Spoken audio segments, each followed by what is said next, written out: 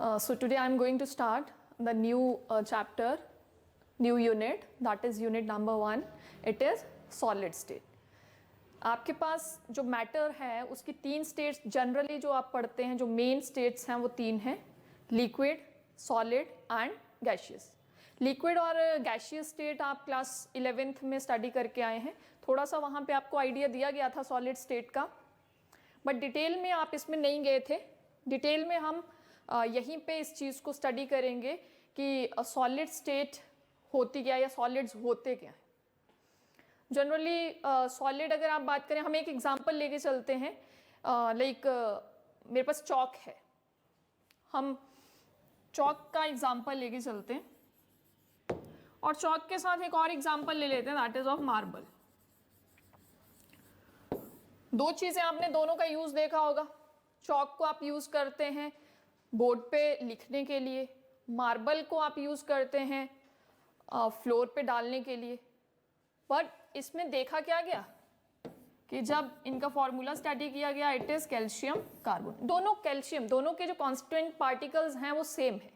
Calcium और carbonate को मिला के दोनों बने हैं.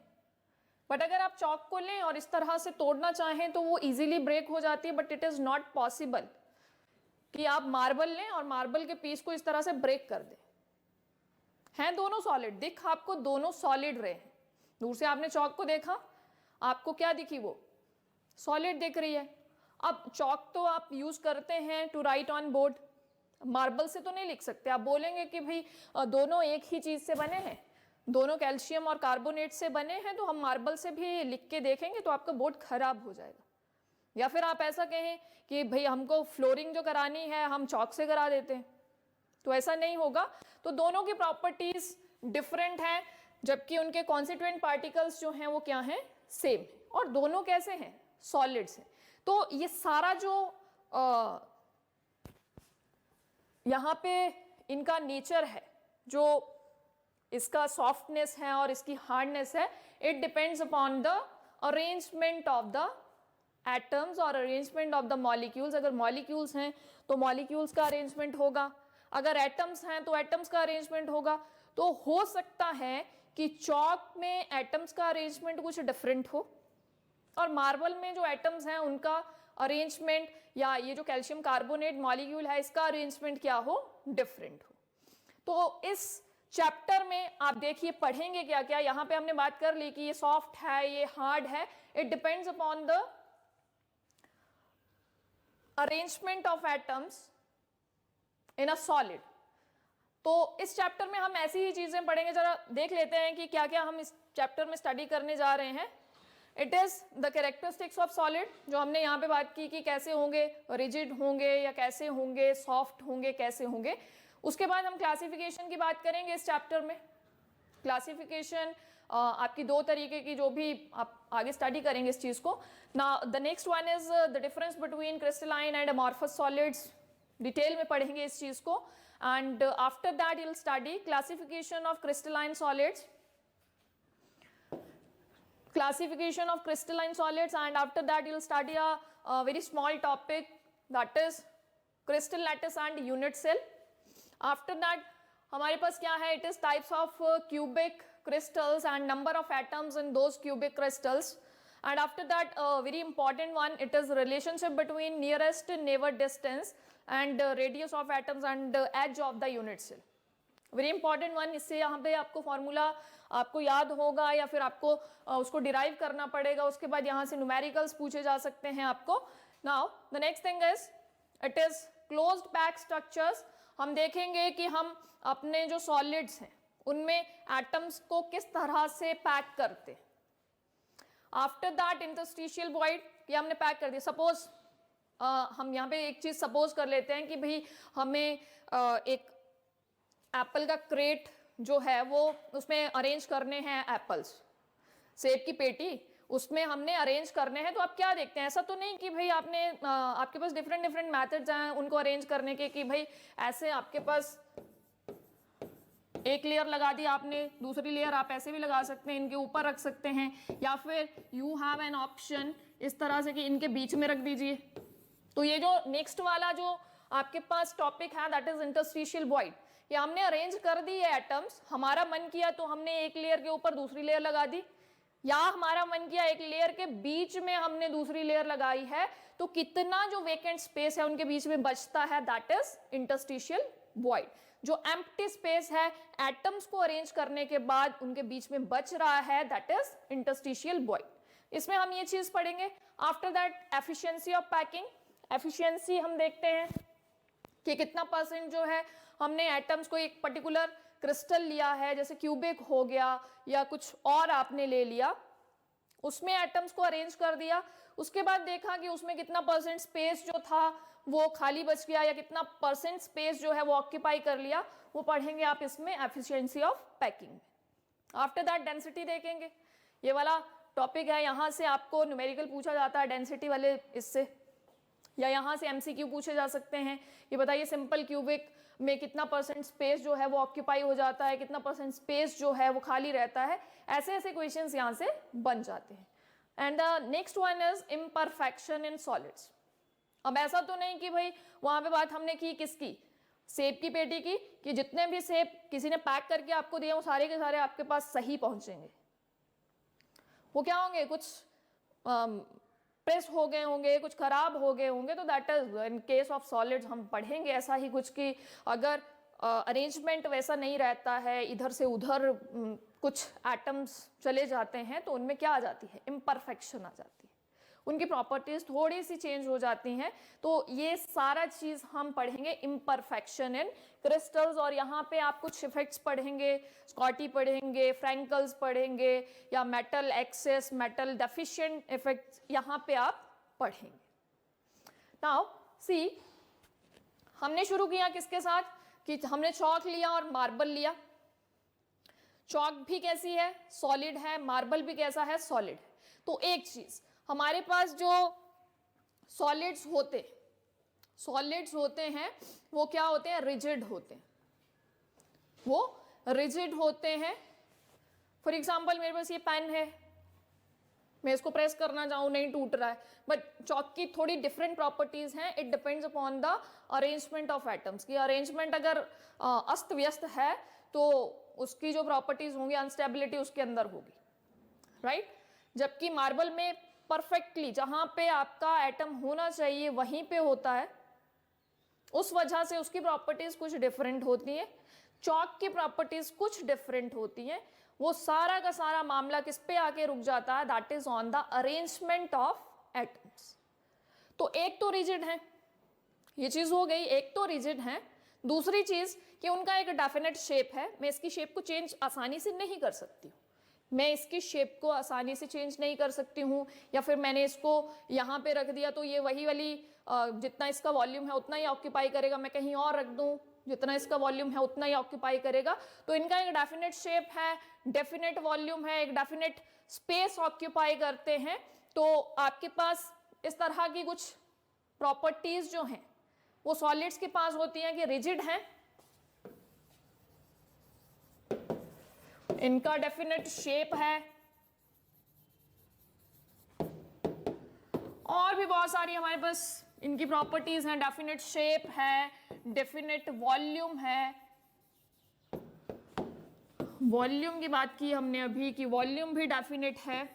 दूसरी चीज, इनकम्प्रेसिबल है, कंप्रेस करना चाहो इस तरह से दोनों साइड से आपने अपोजिट डायरेक्शन में फोर्स लगाया है, it is not possible for you to compress this marker, so they are incompressible। तो ये छोटे छोटे बच्चे पढ़ते हैं इन चीजों को कि ये हमारे पास सॉलिड की कैरेक्टरिस्टिक्स हैं, ऐसे हैं, रिजिड हैं, ये है वो है। एक चीज यहाँ पे जो बात आती है that is of melting point. Melting point पहले क्लियर कर लीजिए कि मेल्टिंग होती क्या है। सॉलिड का लिक्विड में कन्वर्जन इज मेल्टिंग। जैसे आइस है हमारे पास सॉलिड स्टेट में है, थोड़ा सा टेम्परेचर आपने फ्रिज से बाहर निकाल दी आइस क्यूब्स, आपने रूम टेम्परेचर पे आप उसको ले आए हैं, तो थोड़ी देर बाद आप क्या देखेंगे, वो आइस क्यूब्स जो हैं वो किस में कन्वर्ट हो जाएंगे, वाटर में कन्वर्ट हो जाएंगे, लिक्विड स्टेट में कन्वर्ट हो जाएंगे। तो that is melting of ice. It means कि कन्वर्जन ऑफ सॉलिड, ऐसा टेम्परेचर जिसपे आपका सॉलिड कन्वर्ट हो जाए किस में, लिक्विड में, that is the melting point of that particular solid, right. तो इनका एक पर्टिकुलर मेल्टिंग पॉइंट होता है, इनका, ये हम किसकी बात कर रहे हैं, सिंपल सॉलिड। सॉलिड भी फर्दर क्लासिफाई हम उनको करेंगे, फर्दर उनकी टाइप्स होंगी, उनमें हम ये सारी की सारी प्रॉपर्टीज को स्टडी करेंगे, इनकी कैरेक्टरिस्टिक्स को स्टडी करेंगे। तो ये जनरल जो मेन कैरेक्टरिस्टिक्स हैं आपके पास सॉलिड्स की वो ये है। Now the next one is, it is types of solids. Generally जो मेन टाइप्स हैं वो दो हैं, दो मेन टाइप्स आपके पास सॉलिड्स की है, one is crystalline and the second one is amorphous. और मैंने स्टार्टिंग में ही आपको ये चीज बोली कि आपके पास चॉक और मार्बल की जो प्रॉपर्टीज हैं, एक जैसे कॉन्स्टिट्यूएंट पार्टिकल्स होने के बावजूद उनकी जो प्रॉपर्टीज हैं वो डिफरेंट है। वो सारी की सारी चीज डिपेंड की किसके ऊपर, on the arrangement of atoms. तो उसी के बेस पे जो सॉलिड्स हैं उनकी क्या है, दो टाइप्स हैं, one is crystalline and the second one is amorphous. Crystallines में जो अरेंजमेंट है एटम्स का वो डेफिनेट है, प्रॉपर है, सिमेट्रिकल है, प्रॉपरली अरेंज्ड है, राइट। एक जैसे एटम है, ये बेचारा छोटा सा बन गया है थोड़ा सा, ऐसा कुछ नहीं है। ऐसे कर लेते हैं कि ऐसा भी अरेंजमेंट हो सकता है, एक छोटा एटम, दूसरा बड़ा, फिर छोटा, फिर बड़ा, फिर छोटा, फिर बड़ा। अब यहाँ पे बड़ा, एक बड़ा, फिर छोटा, फिर बड़ा, फिर छोटा, फिर बड़ा, फिर छोटा। तो ये एक सिमेट्री आपको दिख रही है कि एक सीक्वेंस है उनको अरेंज करने का। जबकि एमॉर्फस में ऐसा कुछ नहीं होता, एटम का जहां मन करता है वैसे ही क्या हो जाते हैं, अपने आप को अरेंज कर लेते हैं, देयर इज नो सिमेट्री। और उनकी इसी प्रॉपर्टी की वजह से वो चॉक की तरह बिहेवियर शो करते हैं, वो सॉफ्ट हो जाते हैं। जिसमें अरेंजमेंट सिमेट्रिकल है वो उसमें स्टेबिलिटी ज्यादा होगी, जिसमें अरेंजमेंट ही नहीं, अपना ही कोई अरेंजमेंट नहीं है, तो उसमें स्टेबिलिटी कहां से आएगी।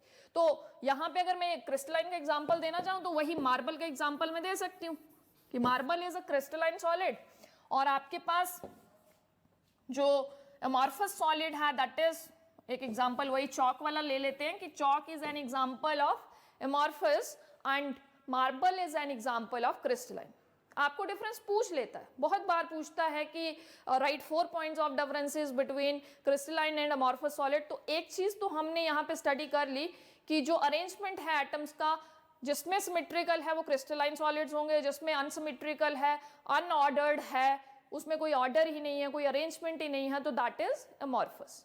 The next one is pseudo solids की यहां पे बात करेंगे, या फिर सुपर कूल्ड लिक्विड इनको कहते हैं हम, सुपर कूल्ड लिक्विड।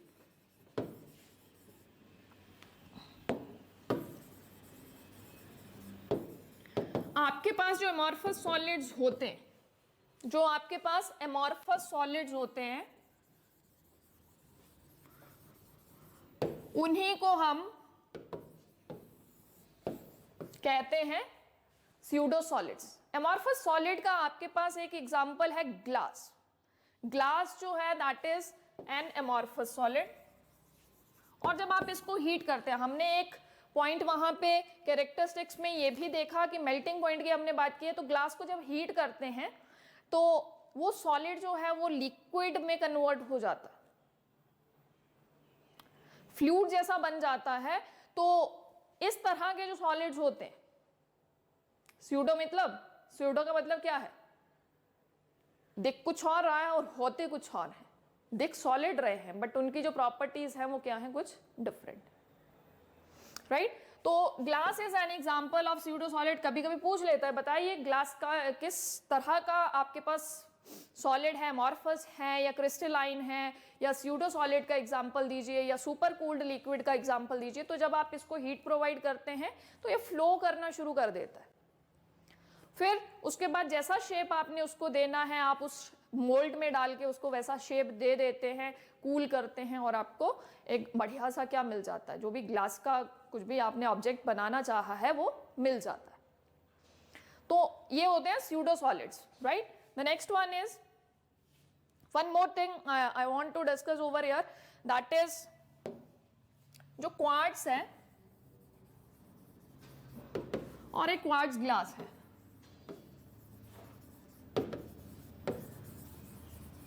दोनों में एक ही जैसा यूनिट है। सिलिकॉन डाइऑक्साइड जो है वो अरेंज्ड है इनमें, जो बेसिक यूनिट है दैट इज सिलिकॉन टेट्राऑक्साइड। यहां पे ये अरेंज्ड होता ऑर्डरली, यहां पे सिमेट्री है। जब इसको स्टडी किया गया, क्वार्ट्ज के स्ट्रक्चर को स्टडी किया गया, तो ये वाला जो यूनिट था वो ऑर्डर में था, वो सिमेट्री में था।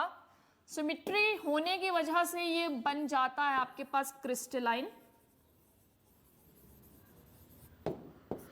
और क्वार्ट्ज ग्लास जो है, यहां पे जब इसके स्ट्रक्चर को स्टडी किया गया तो जो भी आपके पास सिलिकॉन टेट्राऑक्साइड के यूनिट्स थे उनका जो अरेंजमेंट था वो सिमेट्रिकल नहीं था, that is quite unsymmetrical, due to which it is in the category of amorphous and quartz is in the category of crystalline solids। ये amorphous की कैटेगरी में आ गया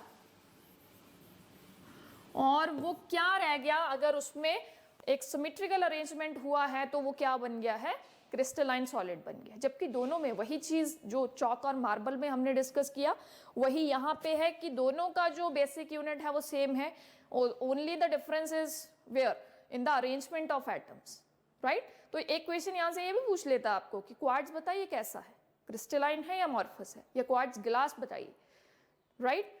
उसके बाद बात आती है it is the difference between the crystalline and amorphous solid.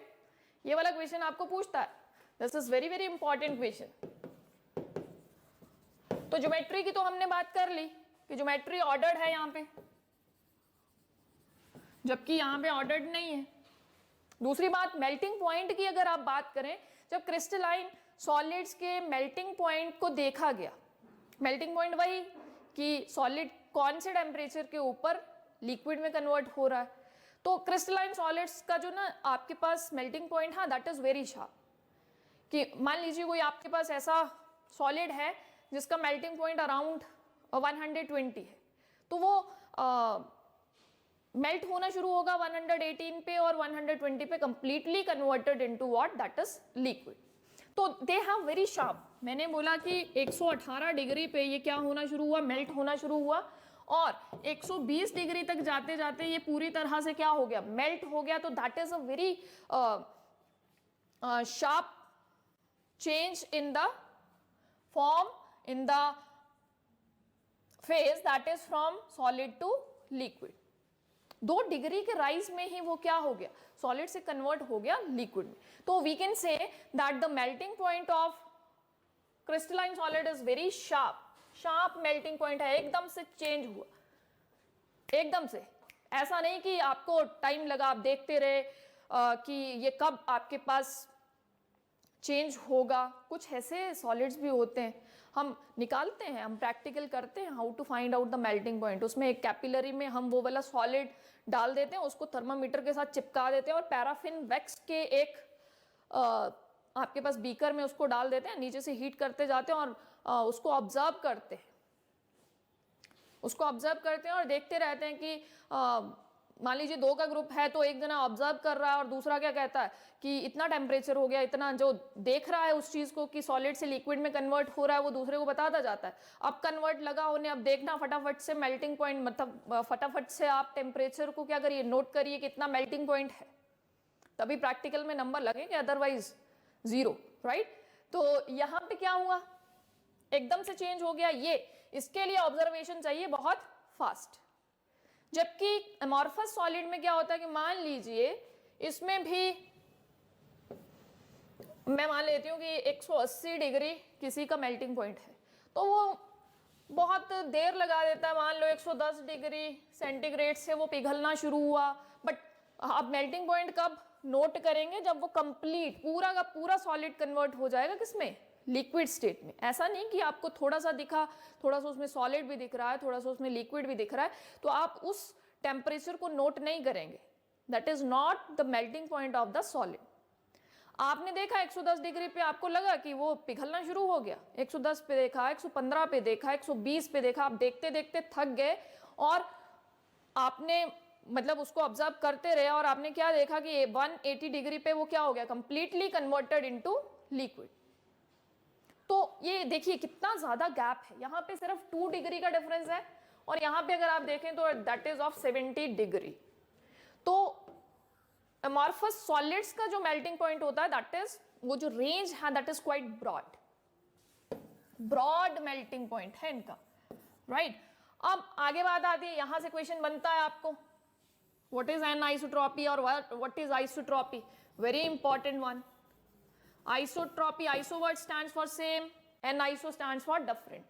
यहाँ पे जब क्रिस्टलाइन सॉलिड्स की कुछ फिजिकल प्रॉपर्टीज को स्टडी किया गया इन डिफरेंट डायरेक्शंस, इधर जा रहे हैं तो प्रॉपर्टीज कुछ और हैं, उधर जा रहे हैं तो प्रॉपर्टीज कुछ और हैं, इधर जा रहे हैं तो प्रॉपर्टीज कुछ और आपको मिल रही है, बट प्रॉपर्टी आपको क्या एक पर्टिकुलर मान के चलनी है। मान लीजिए रिफ्रैक्टिव इंडेक्स की बात कर रहे हैं, रिफ्रैक्टिव इंडेक्स इज व्हाट, कि लाइट एक मीडियम से दूसरे मीडियम में जब जाएगी तो बेंड होगी, क्या होगा उसमें, उसके पाथ में कितना चेंज आ रहा है, राइट जो पाथ सीधा होना चाहिए या कहीं डाइवर्जन हो रहा है, कहीं रिफ्लेक्शन हो रहा है, क्या हो रहा है उसमें, है ना।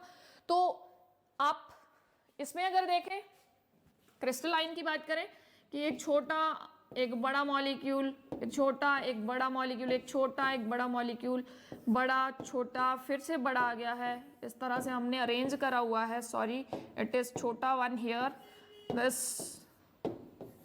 राइट।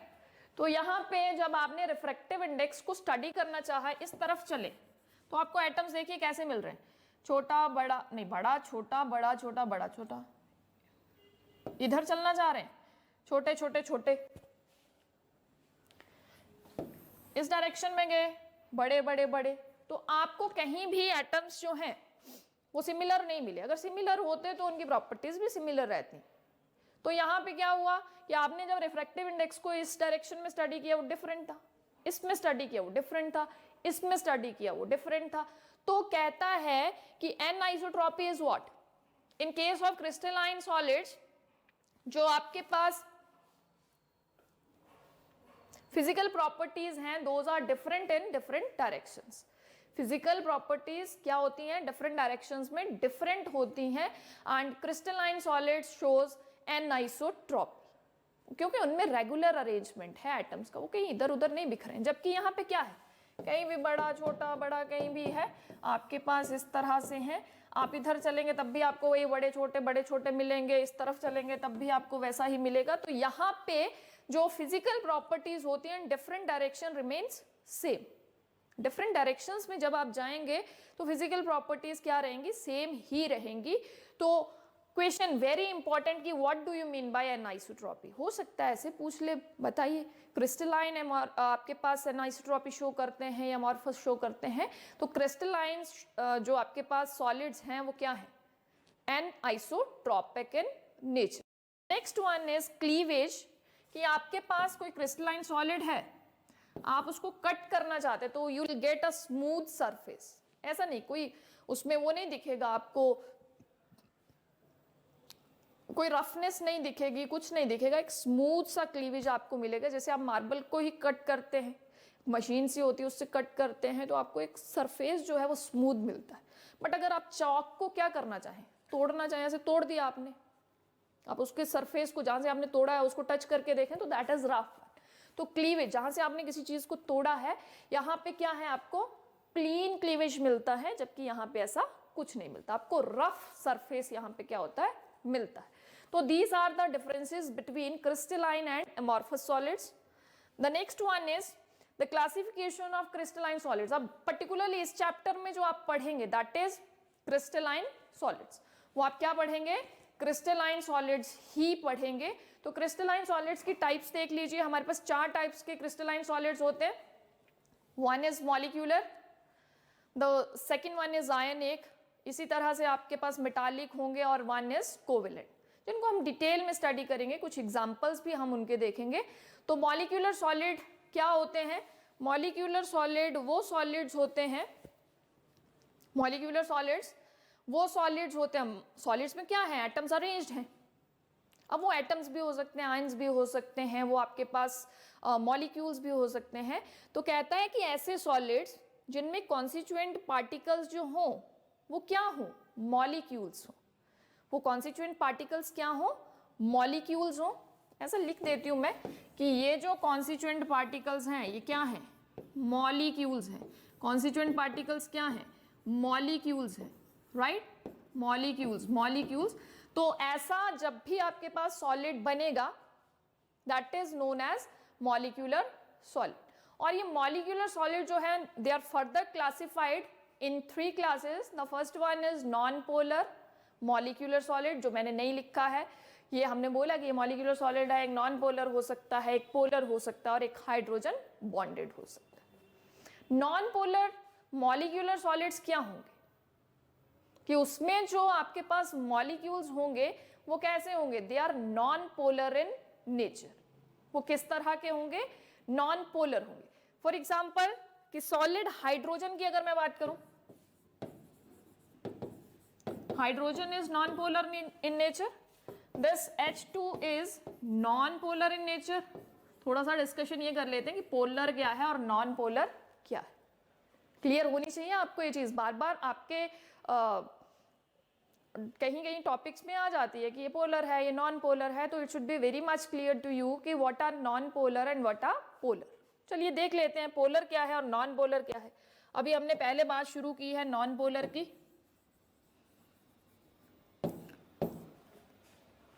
जिनमें डाइपोल्स जनरेट हो जाएं, डाइपोल्स 2 पोल्स जनरेट हो जाएं। पोल कैसे होते हैं, पॉजिटिव होता है, नेगेटिव होता है, और तो मैंने तो नहीं पढ़े हैं, पता नहीं आपका, नहीं मुझे पता।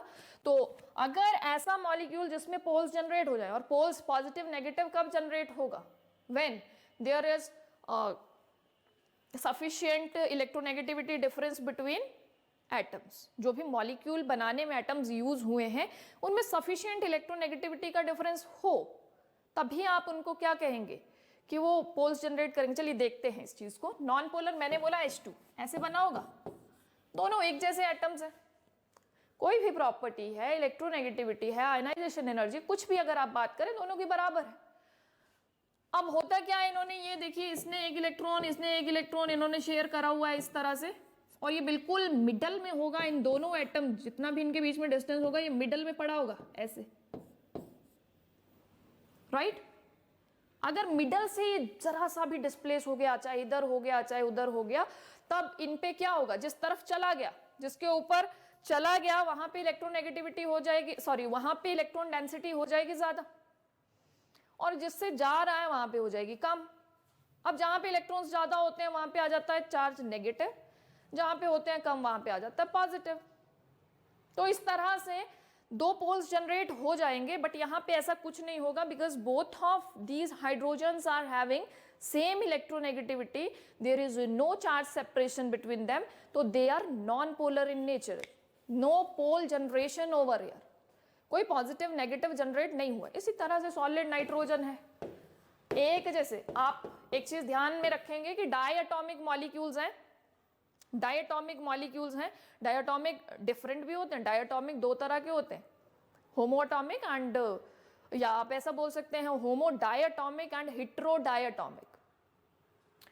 फॉर एग्जांपल HCl ले लिया मैंने, इसमें भी तो 2 ही एटम्स हैं, 2 एटम्स को मिला के बना है, तो कैसा है, डिफरेंट है, एटम्स आर डिफरेंट, तो they are hetero, they are hetero. And ये नाइट्रोजन है, हाइड्रोजन है, ऑक्सीजन है, ये कैसे हैं, एक ही जैसे एटम्स को मिला के बने हैं, तो दे आर होमोएटॉमिक मॉलिक्यूल। आप याद रखेंगे कि होमोएटॉमिक जितने भी मॉलिक्यूल्स हैं they are non polar in nature.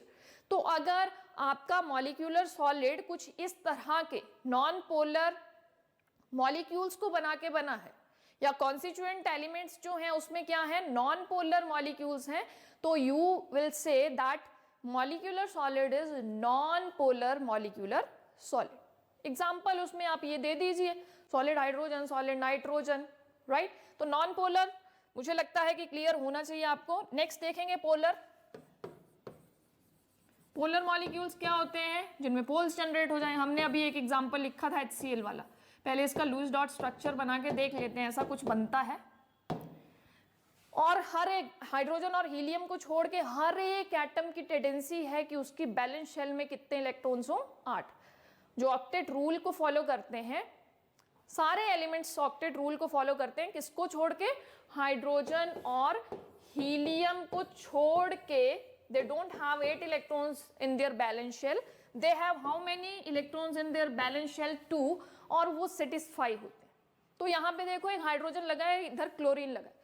Chlorine के पास है इलेक्ट्रॉन 7, उसको चाहिए सिर्फ 1।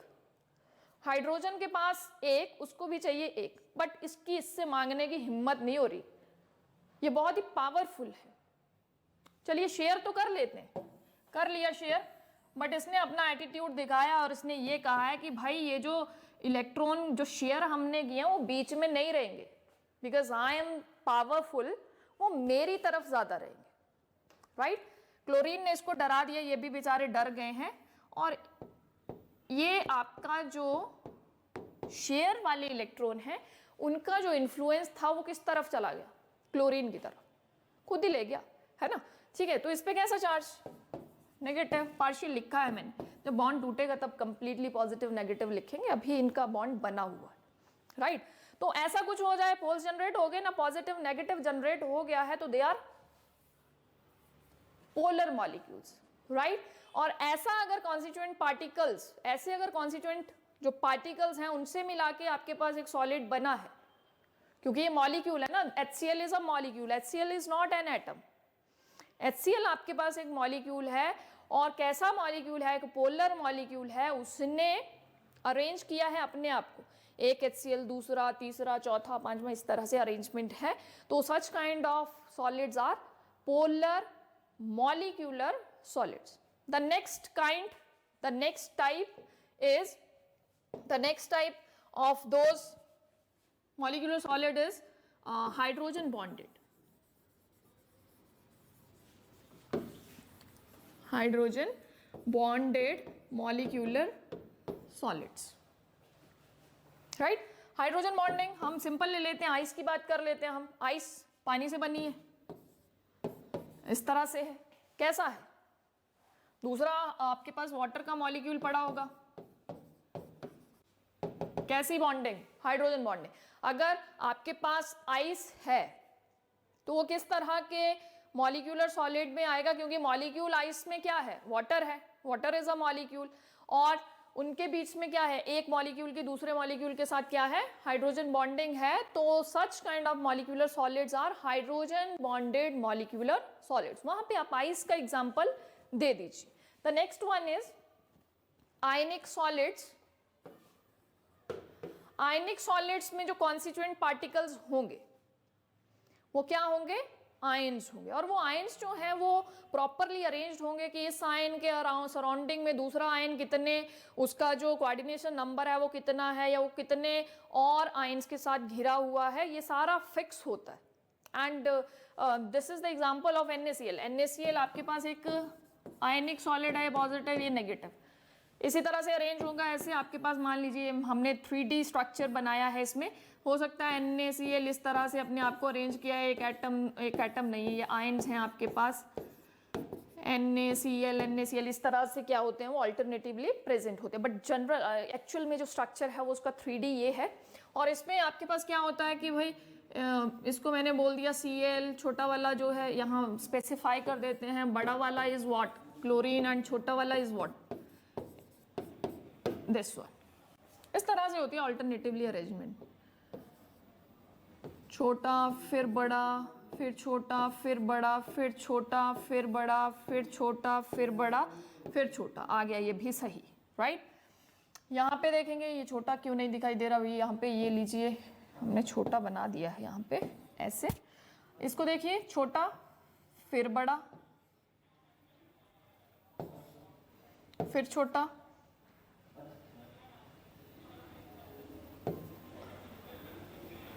this is small one over here, big one here, small, small and big, this one is big, right।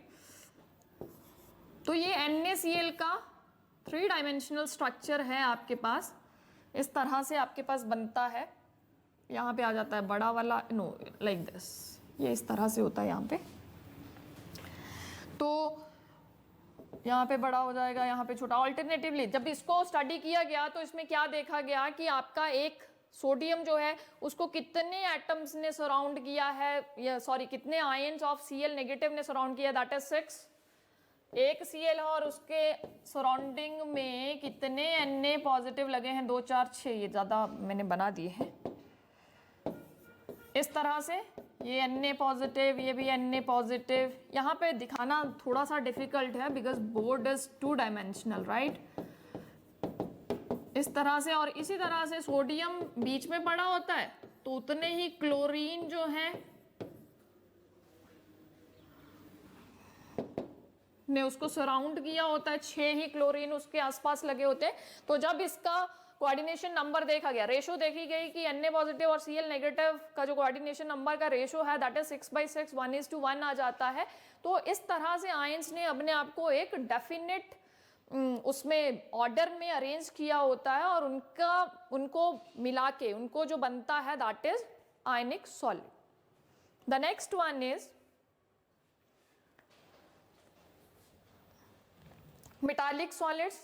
Metals जिनमें कॉन्स्टिट्यूएंट पार्टिकल्स जो हो वो आपके कर्नल्स हो। मेटल्स जनरली क्या होती है, मेटल्स आर इलेक्ट्रोपॉजिटिव, वो अपने इलेक्ट्रॉन्स देना चाहती हैं, वो इलेक्ट्रॉन्स देके कहीं इधर उधर तो नहीं जाएंगे, इस तरह से बन जाएगा। ये जो आपके पास ये दिख रहा है ये सी ऑफ इलेक्ट्रॉन्स है, ये मेटल्स ने ही इलेक्ट्रॉन्स निकाले हैं। और जब मेटल्स ने इलेक्ट्रॉन्स निकाल दिए हैं तो उनके ऊपर कैसा चार्ज आ गया है, पॉजिटिव आ गया है, and that is known as kernels. उनको आप कर्नल्स बोलते हैं। तो कहता है कि मेटालिक सॉलिड्स जब बनते हैं तो उनमें जो कॉन्स्टिट्यूएंट पार्टिकल्स होते हैं वो कर्नल्स होते हैं, या फिर आप कह सकते हैं वो जो कर्नल्स हैं they are in the sea of electrons. बहुत सारे इलेक्ट्रॉन्स हैं वहाँ बीच में घूम रहे हैं और वहीं कर्नल्स हैं, तो उनको मिला के जो बनेगा दैट इज मेटालिक सॉलिड। और यहाँ पे मेटालिक सॉलिड्स होते हैं उनको बहुत ज़्यादा वो अपने में से हीट कंडक्ट करा सकते हैं या इलेक्ट्रिसिटी को कंडक्ट करा सकते हैं। तो reason for that is what, ये जो फ्री इलेक्ट्रॉन्स इसमें घूम रहे हैं ना, they are responsible for that. Free electrons होने की वजह से वो इलेक्ट्रिसिटी भी कंडक्ट करते हैं, वो हीट भी कंडक्ट करते हैं। और आपने क्या देखा होगा कि आपके पास जनरली जो यूटेंसिल्स बनते हैं घर में, जो बर्तन होते हैं वो किस चीज़ के होते हैं, मेटल्स के होते हैं। मेटल्स के तो नहीं होते, एलॉयज के होते हैं, मिक्स करके बनाया है मेटल्स को, राइट। उनकी किस वाली प्रॉपर्टी की वजह से, उनकी इस थर्मल कंडक्टिविटी वाली प्रॉपर्टीज की वजह से। गैस पे रख देते हैं, गर्म हो जाता ऑटोमेटिकली, उसमें क्या हुआ, यही सब हो रहा है। इलेक्ट्रॉन्स जो हैं वो क्या करा रहे हैं, उसको कंडक्ट करा रहे हैं, हीट को भी करा रहे हैं। इलेक्ट्रिसिटी की वायर्स में आपने देखा होगा कॉपर की वायर होती है, अगर आप निकाल के देखें ना तो उसमें कैसी वायर है, कॉपर की, तो कंडक्ट करा रहा। आगे से आगे कौन है रिस्पॉन्सिबल, इलेक्ट्रॉन्स।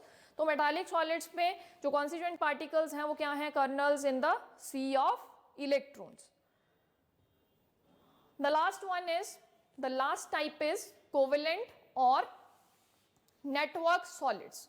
इसमें जो आपके पास कॉन्स्टिट्यूएंट पार्टिकल्स होंगे उनके बीच में कैसा बॉन्ड होगा, दैट इज कोवेलेंट बॉन्ड। उनके बीच में कैसा बॉन्ड होगा, कोवेलेंट बॉन्ड होगा। और यहाँ पे हम जो एग्जांपल लेंगे that is of graphite and diamond, right. यहाँ पे हमारे पास जो एग्जांपल आता है कोवेलेंट सॉलिड्स का, जहाँ से क्वेश्चन आपको बनता है कि बताइए जो आपके पास डायमंड है वो सबसे हार्डेस्ट सब्सटेंस है अभी तक जितना कर स्टडी किया गया है, उसमें सबसे हार्डेस्ट इज डायमंड। और ग्रेफाइट, सेम ग्रेफाइट के जो कॉन्स्टिट्यूएंट्स हैं, पार्टिकल्स हैं, वो सेम हैं आपके पास डायमंड की तरह, बट प्रॉपर्टीज क्या हैं, डिफरेंट है। और वो कौन सी कैटेगरी में आता है, they are in the covalent solids. Covalent solids, जब कार्बन और कार्बन के बीच में बॉन्ड बनेगा तो दैट इज कोवेलेंट बॉन्ड। और इस तरह के जो आपके पास सॉलिड्स बनते हैं those are known as covalent और network solids. Example diamond and graphite. Graphite आपके पास लेड पेंसिल होती है, उसमें जो लेड होता है दैट इज ऑफ ग्रेफाइट। दोनों डायमंड और ग्रेफाइट जो है आप कुछ छोटी क्लासेस में कहीं पढ़ के आते हैं कि दोनों कार्बन के एलोट्रॉप्स हैं। कार्बन के एलोट्रॉप्स क्या होते हैं, एलोट्रॉप्स आपके पास एक ही किसी पर्टिकुलर मटेरियल से बने होते हैं, एलिमेंट से बने होते हैं, बट उनकी जो प्रॉपर्टीज होती हैं those are different. We are not talking about chemical properties over here. हम फिजिकल प्रॉपर्टी की अगर बात करें तो डायमंड हार्ड है, आप ब्रेक नहीं कर पाएंगे, जबकि ग्रेफाइट क्या है, बच्चों को पेंसिल लिखने के लिए दो, थोड़ा सा जोर से चला दिया तो टूट जाता है। तो प्रॉपर्टीज डिफरेंट है, एलिमेंट क्या है उनमें सेम है, दोनों कार्बन के बने हैं। तो देखिए जरा क्वेश्चन यहाँ से क्या बन गया कि ये हार्ड क्यों है और ये क्या आपके पास सॉफ्ट क्यों है। दूसरा क्वेश्चन यहाँ से क्या बनता है कि वाई ग्रेफाइट जो है वो इलेक्ट्रिसिटी को क्यों कंडक्ट कराता है। छोटी क्लासेस में कहीं एक एक्टिविटी आपने की होगी जिसमें आपको ऐसा दिया जाता है, एक बैटरी वैटरी दी जाती है और बैटरी की जगह अगर आप ग्रेफाइट पेंसिल लगा दो वहां पे, तब भी आपका वो बल्ब क्या करना शुरू कर देता है, ग्लो करना शुरू कर देता है। वहां से हमें उस एक्टिविटी से हमें ये चीज क्लियर होती है कि graphite is conducting in nature, उसमें से इलेक्ट्रिसिटी क्या हो जाती है, वो पास करा सकता है इलेक्ट्रिसिटी को।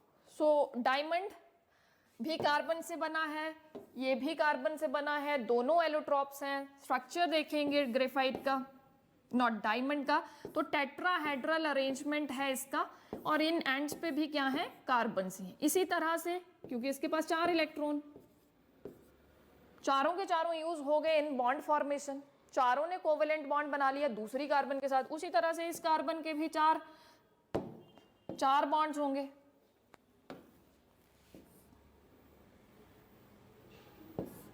यहां भी ये कार्बन कार्बन, इस तरह से अरेंजमेंट है इसका।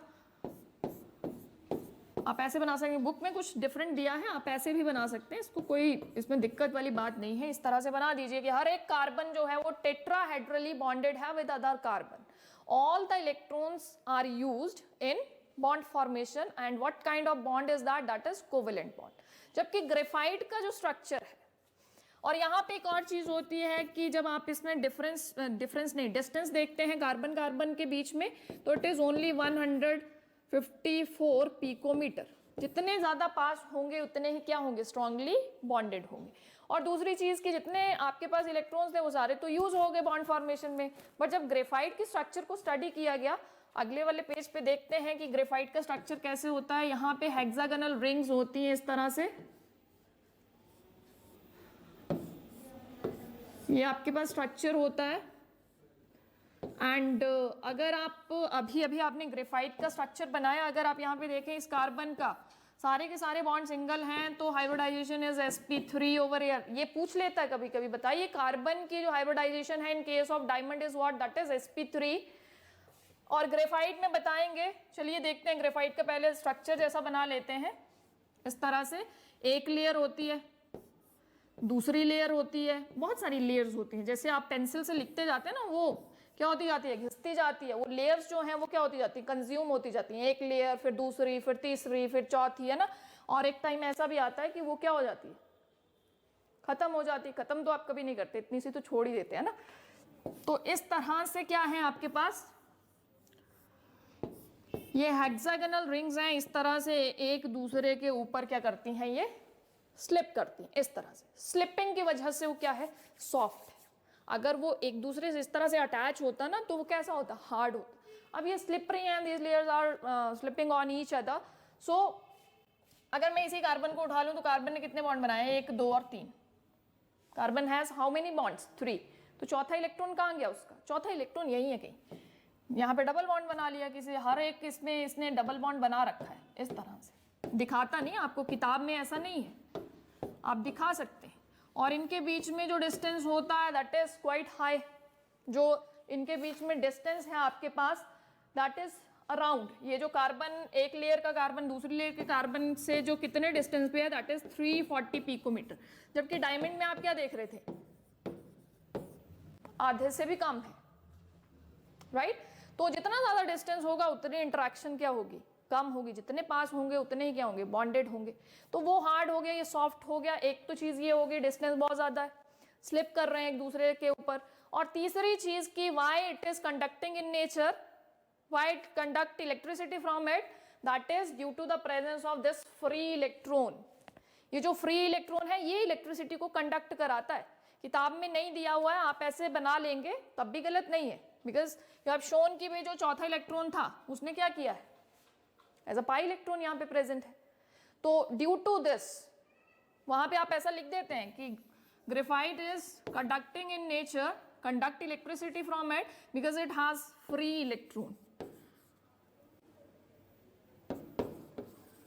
It has free electron, right. और अगर आप इन कार्बन्स की हाइब्रिडाइजेशन देखें देन इट इज sp2, जहां पे कार्बन कार्बन डबल बॉन्ड आ गया that is sp2 hybridize. Now the next one is crystal lattice and unit cell. Crystal lattice और यूनिट सेल क्या है? एक तो 2 डायमेंशनल है, एक 3 डायमेंशनल है. 2 डायमेंशनल में 2 ही डायमेंशंस होंगी, लेंथ ब्रेड्थ होगी. 3 डायमेंशनल में लेंथ भी होगी, ब्रेड्थ भी होगी, हाइट भी होगी. 3 डायमेंशनल का अगर एग्जांपल देखना चाहें तो हमारा ये जो रूम है that is an example of 3 dimension. और सिर्फ अगर मैं फ्लोर को ही देखूं तो दैट इज 2 डायमेंशनल. सिर्फ floor is 2 dimensional and this whole room is 3 dimensional. अगर आप वो जो कोना होता है ना, कॉर्नर होता है, वहां पे अगर आप नजर डालें तो you have seen how many axis. एक ऊपर है 1 हाइट, इधर को लेंथ और इधर को क्या है आपके पास ब्रेड. तो दैट इज 3 डायमेंशन. मान लीजिए आपको इस तरह का कोई स्ट्रक्चर बनाना है, उसमें एटम्स को अरेंज करना है. अगर तो सिर्फ आपने फ्लोर पे अरेंज करना है तब तो हो गया 2 डायमेंशनल. और अगर आपको एक लेयर लगा के उसके ऊपर दूसरी, तीसरी, चौथी, पांचवी और लेयर लगानी है तो दैट इज व्हाट, उसकी हाइट भी तो बढ़ रही है. उस चीज की क्या बढ़ रही है, हाइट भी बढ़ रही है. तो दैट इज 3 डायमेंशनल. अब हमारे क्रिस्टल लैटिस क्या होता है? क्रिस्टल लैटिस में हम एक चीज ये करते हैं, जैसे हम इस कमरे की ही बात कर लें. हमने एक ईंट रखी दीवार बनाने के लिए, एक ईंट रखी, फिर दूसरी रखी, फिर तीसरी रखी, चौथी रखी. इस तरह से एक ही यूनिट बार बार रिपीट होके क्या बना रही है, इस पूरे के पूरे कमरे को बना रही है. तो ये पूरा कमरा क्रिस्टल लैटिस और वो एक ईंट, वो एक unit, that is unit cell. Right, that is unit cell. 2 dimensional में भी ऐसा ही होगा, 3 में भी ऐसा ही होगा कि एक सबसे स्मॉलेस्ट यूनिट जो बार बार रिपीट हो रहा है, और उसके बार बार रिपीट होने से आपके पास एक बड़ा सा, हम कमरे की अभी बात कर रहे हैं कि हमने ईंट को बार बार क्या किया है, रिपीट किया, हमारी दीवारें खड़ी हो गई. अंदर भी भरना चाहें भर लें. राइट, तो that is 3 dimensional and 2 dimensional. Crystal lattice, whole room, और यूनिट सेल वो छोटी सी एक ईंट. राइट, 2 डायमेंशनल में देखिए आपके पास 5 तरह के यूनिट सेल्स होते हैं. This one is hexagonal. इस तरह से एटम्स अपने आप को अरेंज कर रहे हैं. दिस इज हेक्सागोनल, हेक्सागन बोल लीजिए. This one is rectangle, this one is square. यहाँ पे मैंने ये डॉट डॉट नहीं लगाए हैं, ऐसे ऐसे एटम्स है ना. Right, this one is parallelogram,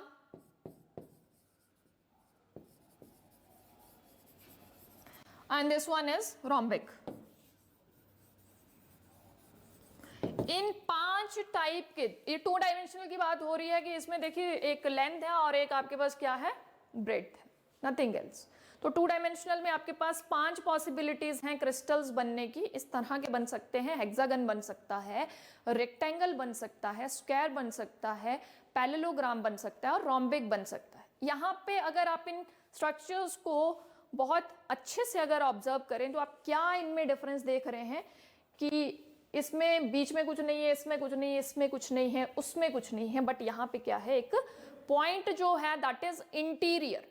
जो आपका क्रिस्टल बना उसके अंदर भी एक पॉइंट है. राइट, तो ऐसा अगर हो, अगर ऐसा हो, ये इसको बार बार रिपीट करेंगे. अब 2 डायमेंशनल में आपने सिर्फ एक यूनिट बनाया, दिस इज यूनिट सेल. ये एक यूनिट है, इसको बार बार रिपीट करेंगे, इधर इधर इधर इधर, तो आपके पास क्या बन जाएगा, you got a crystal lattice. When this unit cell और when these unit cells repeat themselves again and again, they will form what, they will form a crystal lattice. तो 2 डायमेंशनल में 5 तरीके के आपके पास क्या हैं, अरेंजमेंट्स हैं. आप कैसे अरेंज कर सकते हैं एटम्स को, वो ये है.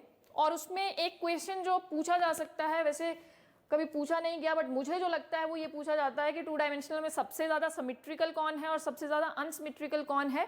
तो this one is symmetrical and this one is unsymmetrical. जो हेक्सागन है वो सबसे ज्यादा सिमेट्रिकल है और जो पैरेललोग्राम है वो सबसे ज्यादा अनसिमेट्रिकल है. चलिए बात करते हैं जो इंपॉर्टेंट वन है, that is 3 dimensional crystal lattice. 3 dimensional, 3 dimensions, length, breadth और हाइट, उसमें अगर यूनिट बार बार रिपीट हो रही है और वो एक unit, that is known as what, unit cell. एक बना लेते हैं, एक देखते हैं समझ आता है कि नहीं आता है ना, सॉरी।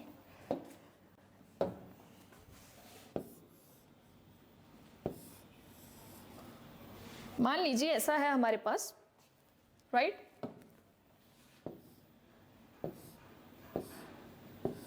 एक यूनिट सेल, इसके ऊपर एक और ऐसा बने, देखते हैं बनता है कि नहीं बनता ना।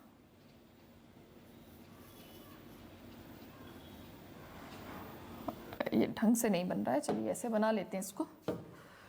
इसके ऊपर सेम ऐसा ही, नहीं बड़ा वाला बनाते हैं, फिर उसको तोड़ देते हैं।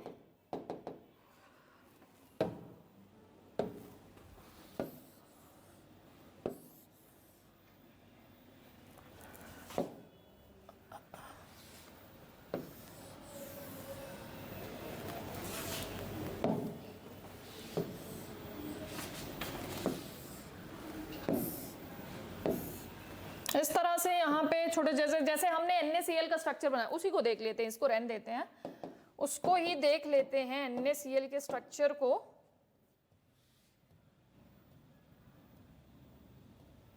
ये देखिए यहाँ पे आप क्या देख रहे हैं, ये अगर मैं इसको एक यूनिट बोलूं, अगर मैं इस बॉक्स को, ये जो आपके पास एक क्यूब बना है, देखिए ऊपर भी वैसा ही है, इधर भी वैसा ही है और इधर भी वैसा ही है, तो आगे भी वैसा ही होगा, पीछे भी वैसा होगा, इधर भी वैसा ही होगा। इस तरह से ये बार बार अपने आप को रिपीट करेगा। तो ये वाला एक जो यूनिट है that is unit cell in 3 dimension, और रेपिटेशन क्या बना रहा है, एक क्रिस्टल लेटिस बना रहा है। तो वहां पे उस छोटे से यूनिट को बोलेंगे यूनिट सेल, और दूसरे, यहां से क्वेश्चन आता है कि यूनिट सेल बताइए क्या होता है, व्हाट इज यूनिट सेल। तो 3 डायमेंशन में ऐसा आपके पास अरेंजमेंट जब होगा तो that is what, that is crystal lattice whole जो है। और आप अगर उस छोटे से यूनिट सेल की प्रॉपर्टीज को स्टडी कर लें तो आपके पास पूरे ही क्रिस्टल की प्रॉपर्टीज आप स्टडी कर सकते हैं, बिकॉज वो बार बार वैसा ही तो रिपीट हो रहा है। अगर आपने उस छोटे सी चीज को क्या कर लिया है, ऑब्जर्व कर लिया है, उसको स्टडी कर लिया है, तो इट मीन्स आपने पूरे के पूरे को क्या कर लिया है, स्टडी कर लिया है। चलिए आइए देखते हैं, पैरामीटर्स की बात करते हैं 3 डायमेंशन में। ये देखिए, ये आपके पास एज लेंथ है, ए, बी और सी एजेस हैं, और सी और बी जो एजेस आपके पास हैं, सी बी के बीच का जो एंगल है that is alpha, C A के बीच जो एंगल है दैट इज बीटा, और angle between A and B is gamma. तो ये पैरामीटर्स हैं आपके पास, ये एज लेंथ्स हैं, और अगर बराबर हैं तो कैसा स्ट्रक्चर बनेगा, अगर एंगल्स बराबर हैं तो क्या होगा। तो these are the parameters. Angles हैं आपके एक्सियल एंगल्स हैं और एक्सियल साइड्स हैं आपके पास। ए बी सी जो है वो डिनोट कर रहा है साइड्स को, एजेस को, और जो अल्फा बीटा गामा है वो डिनोट कर रहे हैं एक्सियल एंगल्स को। The next one is, it is the type of crystal system. 2 तरह के जो क्रिस्टल सिस्टम हमारे पास बनते हैं, जैसे हमने 2 डायमेंशन में देखा कि कुछ हमारे पास जो स्ट्रक्चर्स थे उनके जो इंटीरियर पार्ट था, जो उनकी बॉडी थी, उसके अंदर कुछ नहीं था, कोई एटम नहीं था, बट एक वहां पे स्ट्रक्चर ऐसा था जो रोम्बिक था, जिसके अंदर भी एक पॉइंट था। प्रिमिटिव और सिंपल यूनिट सेल्स क्या होते हैं, प्रिमिटिव और सिंपल यूनिट सेल्स क्या होते हैं, जिनमें एटम्स जो हों वो only on the corners, atoms only present on the corners, corners पे है तो प्रिमिटिव कहेंगे, और कॉर्नर्स के साथ, कॉर्नर्स पे तो होंगे ही होंगे, कॉर्नर्स पे तो होते ही होते हैं, कॉर्नर्स के साथ अगर अंदर भी हो, इंटीरियर पार्ट में भी हो, तो उनको हम बोलते हैं नॉन प्रिमिटिव यूनिट सेल्स। इनमें आपके पास जो नॉन प्रिमिटिव यूनिट सेल्स हैं उनमें एटम्स कॉर्नर्स पे तो है ही है, प्लस जो इंटीरियर बॉडी है उसमें भी अगर नंबर ऑफ एटम्स हो, 1 हो सकता है, 2 हो सकते हैं, बहुत हो सकते हैं, तो उनको हम कौन सी कैटेगरी में रखते हैं, those are non primitive unit cells. और नॉन प्रिमिटिव यूनिट सेल्स में आपके पास तीन तरह के प्रिमिटिव या यूनिट सेल्स आते हैं। One is face centred, that is denoted by FCC, body centred cubic that is BCC, and and centred cubic is ECC। तो फेस सेंटर्ड क्यूबिक में क्या होता है, आपके पास आप अगर एक क्यूब बनाते हैं, हमने बोला कि एटम्स जो हैं वो कॉर्नर्स पे तो होंगे ही होंगे, यहाँ तो है ही, हम ऐसे दिखाते हैं, वैसे एक्चुअल में ये एटम्स जो हैं वो जुड़े हुए होते हैं, एक दूसरे के साथ क्लोजली पैक्ड होते हैं। देखिए आपके पास 8 कॉर्नर्स हैं और 8 कॉर्नर्स पे आपके पास क्या है, एटम्स प्रेजेंट है। अब इन 8 कॉर्नर्स के साथ साथ ये कह रहा है फेस सेंटर्ड, कितने फेस हैं इस क्यूब के, एक आगे है एक पीछे है, एक इधर है एक इधर है और एक ऊपर है और एक नीचे है। जैसे आपका रूम है, फ्लोर है, आपके पास छत है, 2 फेस, इधर वाली वॉल इधर वाली, राइट लेफ्ट, 4 हो गए, पीछे वाली दीवार और सामने वाली दीवार क्या है, 6 आपके पास फेसेस हैं।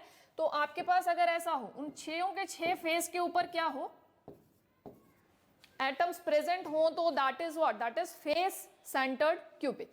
The next one is BCC, body centred cubic, कि एक क्यूब है, क्यूब में हम बार बार ये चीज कह रहे हैं कि एटम्स जो है कॉर्नर्स पे तो होंगे ही होंगे, and one is with in the body of this cube, एक ही एटम होगा बॉडी के अंदर, बिल्कुल राइट। तो that is what, that is body centred cube. तो यहाँ पे मुझे क्या मिल रहा है, नॉन प्रिमिटिव यूनिट सेल्स मिल रहे हैं। रीजन कि इनके इंटीरियर बॉडी में, इंटीरियर जो आपका स्ट्रक्चर है उसमें भी आपको क्या दिख रहे हैं, एटम्स दिख रहे हैं। The next one is end centred. End centred में आपके पास क्या होता है कि आपके पास क्यूब है, the atoms are present on the corners with, जो सप्लीमेंट है, जो सप्लीमेंट्री है उसमें क्या, किन्हीं भी 2 फेसेस के ऊपर, कोई 2 एंड के फेसेस हैं, ये भी एंड पे हो सकते हैं, ये भी हो सकते हैं, और आगे और पीछे वाला भी हो सकता है। तो एंड्स पे सिर्फ 2 फेसेस पे क्या हो, एटम्स प्रेजेंट हो, तो that is what, that is end centred cubic. तो नॉन प्रिमिटिव यूनिट सेल 3 तरह के, FCC, BCC and ECC। The next one is very very important one is 7 crystal system, it is very important.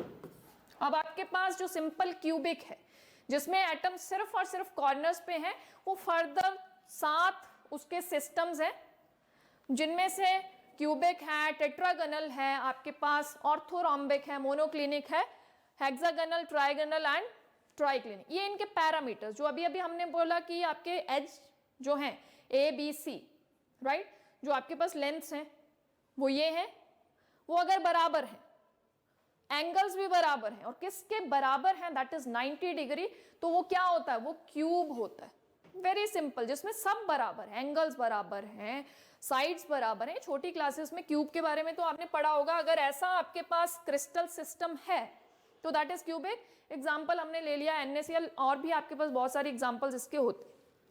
आगे आपके पास दूसरा जो crystal system है, it is tetragonal, in which A और B तो बराबर होगा, 2 साइड्स बराबर होंगी, तीसरी साइड उनके बराबर नहीं होगी, which is not equal to C, but the angle remains same, that is equal to 90 degree. तीनों के तीनों एंगल 90 डिग्री होंगे। और इसमें जो एग्जांपल आपके पास आ जाएगा, that is of tin oxide। The next crystal system, the third one is orthorhombic, in which कोई भी साइड आपके पास बराबर नहीं होगी, A B के बराबर नहीं होगा, B C के बराबर नहीं होगा, या C A के बराबर नहीं होगा, बट जो एंगल है that is similar, and the example is potassium nitrate। The next one is monoclinic। monoclinic में आपके पास कोई भी साइड बराबर नहीं होती है, बट अल्फा और गामा 90 डिग्री के बराबर होते हैं, बट बीटा जो होता है that is not equal to 90 degree. And the example is sodium sulphate, hydrated one. The next is hexagonal. Hexagonal में A B बराबर होते हैं, but that is not equal to C।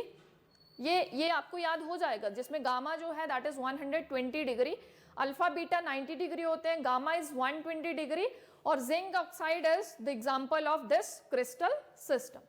The next one is trigonal. आपके पास trigonal में सारी as जो है वो बराबर हैं, साइड्स जो हैं वो बराबर हैं, जबकि एंगल की अगर आप बात करें अल्फा बीटा बराबर होता है, but gamma is not equal to 90 degree, and the example is calcium carbonate over here. और ट्राइक्लिनिक जिसमें कुछ भी बराबर नहीं है, जो एंड्स है ना, एक क्यूबिक में सब बराबर, ट्राइक्लिनिक में कुछ भी बराबर नहीं, दो तो ऐसे याद हो गए, बचे 5, राइट। जिसमें से हेक्सागोनल इज 120 वाला जो है वो हेक्सागोनल है, तो इसमें कुछ भी बराबर नहीं होता। तो यहां से क्वेश्चन या तो पैरामीटर्स पूछ ले, बताइए ABC किस में बराबर है, इसमें बराबर है, उसमें बराबर है, ये आपको याद करना पड़ेगा। और दूसरा जो क्वेश्चन है वो ये पूछा जाता है कि भाई ये जो 7 क्रिस्टल सिस्टम है, इसमें सबसे ज्यादा सिमेट्रिकल कौन है और सबसे ज्यादा अनसिमेट्रिकल कौन है। तो ये सबसे ज्यादा सिमेट्रिकल और दूसरे एंड पे जो पड़ा है दैट इज सबसे ज्यादा unsymmetrical. So this one is very very important. इसके आगे भी आपके पास इनकी फर्दर कैटेगराइजेशन होती है which is not in our syllabus.